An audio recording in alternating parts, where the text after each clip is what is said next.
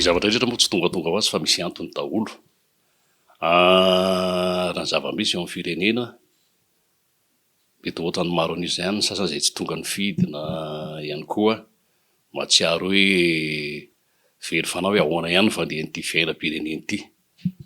Raha nanao salaisa tsotsotsika teo amin'ny fividianana solombavambaoaka teo ohatra dia azon'ny calculena teo amin'ny 20 na 20% teo ny tonga ny fidy.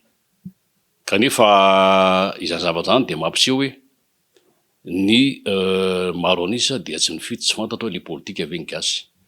Mety hoe tady anakaikaikan'izany ve ny tena, kanefa ny tena moa men'Andriamanitra fanomezam-pahasoavana, men'Andriamanitra koa ny saina mandinika mahita ny zavatra misy eto amin'ny tany sy ny fanjakana dia mahatsiaro tompon'andraikitra ary mba hitondra ny anjara brika hanohanana ny kandidata Aina Razafiniola izay heverina sy hita fa manana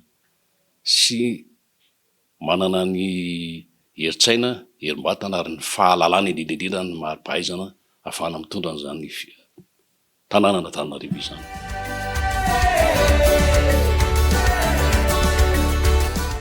Ny fiainana rehetra dia safidy daholo. Rehefa misafidy ianao dia mahita hoe tsy mandeha any amin'ny zavatra mangidy ianao fa mandeha any amin'ny zavatra heverinao ihany koa fa mety hitondra fahombiazana.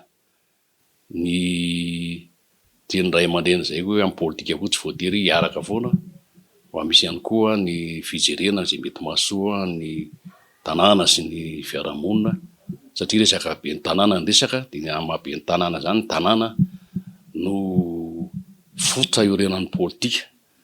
Ka raha ohatra tanàna olona heverina fa tsy hanana ny traikefa, ny fahaizana indrindra ny fahendrena amin'izany zavatra izany dia veriko fa mety ho diso lalana ihany raha ohatra ka olona tsy tokony amin'izany no apetraka sy tokony ho tohanana raha ohatra misy azo atao mba tsy hanenenana toy izay efa maro lasa izay.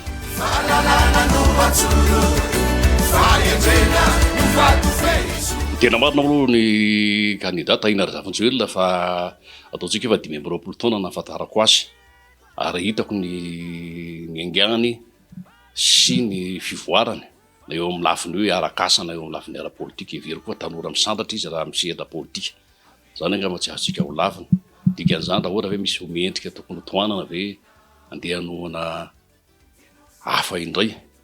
Ny anarana koa hoe tahina dia tahina ho an'ny fitahina ho an'ny tanàna koa izy. Ny anarana koa mantsy dia fisandratana dikan'izany izy efa tahina dia tsika koa mba ho tahin'Andriamanitra mba hahita olona tsara sy mendrika ao an'izany tanàna Antananarivo izany ka heveriko fa tsara ho tohanana izany.